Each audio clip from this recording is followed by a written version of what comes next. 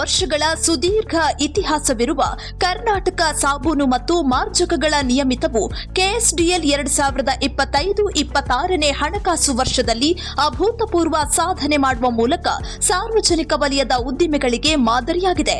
ಸಂಸ್ಥೆಯು ಇದೇ ಮೊದಲ ಬಾರಿಗೆ 2016 ಕೋಟಿ ರೂಪಾಯಿಗಳ ಬೃಹತ್ ವಹಿವಾಟು ನಡೆಸುವ ಮೂಲಕ ಹೊಸ ಮೈಲುಗಲ್ಲು ಸ್ಥಾಪಿಸಿದೆ.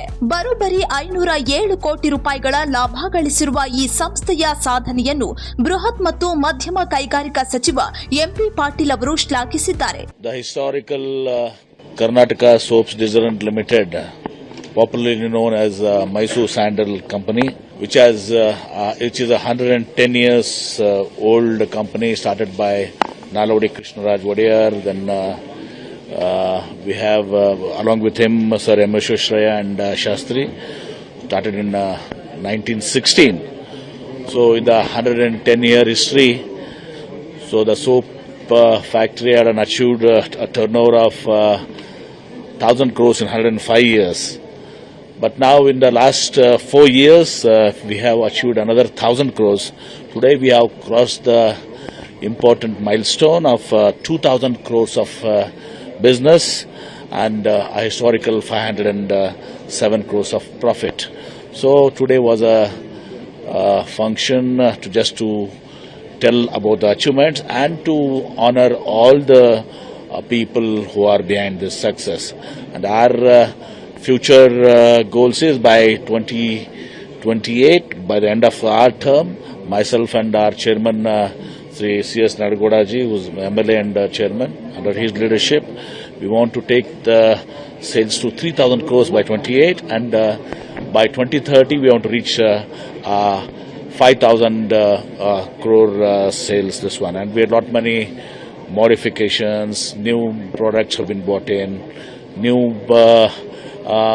we have established more network of dealership and everything.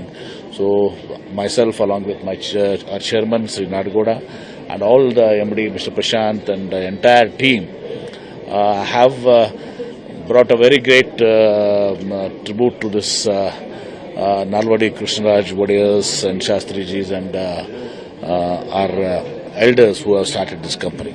2022-23ರಲ್ಲಿ 1,375 ಕೋಟಿ ರೂಪಾಯಿ ವಹಿವಾಟು ನಡೆಸಿದ್ದ ಸಂಸ್ಥೆ ಕಳೆದ 3 ವರ್ಷಗಳಲ್ಲಿ ಆಕ್ರಮಣಕಾರಿ ಮಾರುಕಟ್ಟೆ ತಂತ್ರಗಳಿಂದಾಗಿ ತನ್ನ ವಹಿವಾಟನ್ನ 2,016 ಕೋಟಿ ರೂಪಾಯಿಗೆ ಹೆಚ್ಚಿಸಿಕೊಂಡಿದೆ.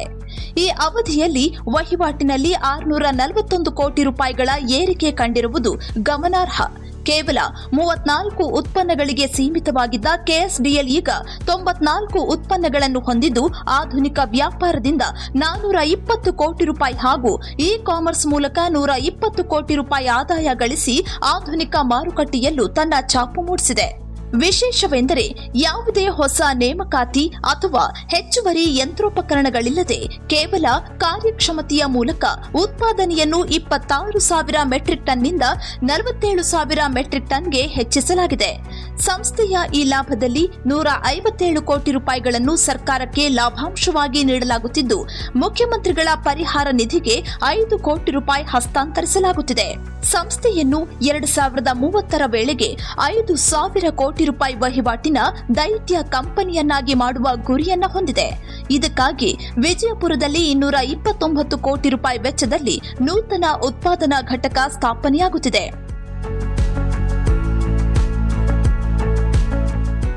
ಅಲ್ಲದೆ ಗ್ರೋಮೋರ್ ಸ್ಯಾಂಡಲ್ ಯೋಜನೆಯಡಿ ರೈತರಿಗೆ ಶ್ರೀಗಂಧ ಬೆಳೆಯಲು ಪ್ರೋತ್ಸಾಹಧನ ನೀಡಲಾಗುತ್ತೆ. ಬೆಂಗಳೂರು, ಮೈಸೂರು ಮತ್ತು ಶಿವಮೊಗ್ಗದಲ್ಲಿರುವ ಸಂಸ್ಥೆಯ ಖಾಲಿ ಜಾಗಗಳನ್ನು ಬಳಸಿಕೊಂಡು ಶಾಶ್ವತ ಆರ್ಥಿಕ ಸಂಪನ್ಮೂಲ ಸೃಷ್ಟಿಸುವ ನೀಲನಕ್ಷೆಯು ಸಿದ್ಧವಾಗಿದೆ.